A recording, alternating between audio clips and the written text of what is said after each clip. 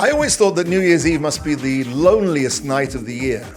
Everybody jumping up and down, drinking ridiculous amounts of alcohol, in a frenzy of unspontaneous merriment, painted faces contorted in expressions of forced hysterical laughter, and at 12 o'clock, everyone joins hands and slurs their way through an obscure Highland ballad.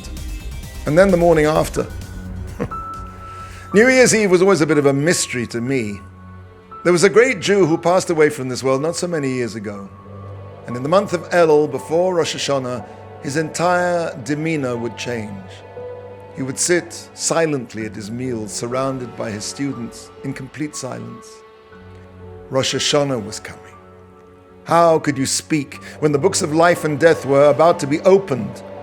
On his face was this palpable fear. How could you make light at such a time as this?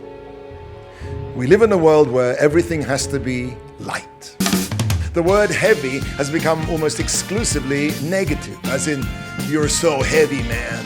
Light is the buzzword that sells drinks and foods. Light is what people want from their bathroom scales. Light is what people want from their relationships. We're so concerned with being light that we're in danger of taking off and floating away.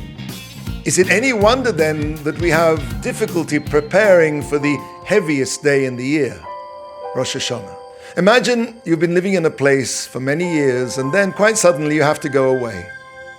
So the day before you leave, you walk around looking at your surroundings differently. You think, this time tomorrow I'll be on the other side of the world and all of this will still be here. Now, even though you're still looking at familiar faces and places, you have the uncanny feeling you've already left. Everything seems distant and remote.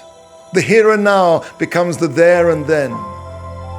When we enter this 24 hours before departure zone, we look at the familiar sights that we know as through the eyes of a stranger. For the first time, perhaps, we see our surroundings and our lives objectively. Elul is like a last day before a long journey. On Rosh Hashanah, God decides what will happen to the life of everyone in this world. Some will wander, some will be at rest. Some will find their lives in turmoil, some will find tranquility, some will live, some will die.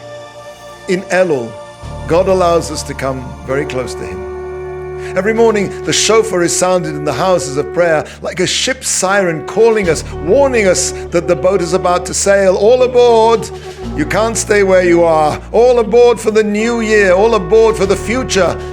Elul empowers us to return to the source, to return to reality, to rid ourselves of the superficialities of this world, and to connect once again to our true selves and to the true source of all.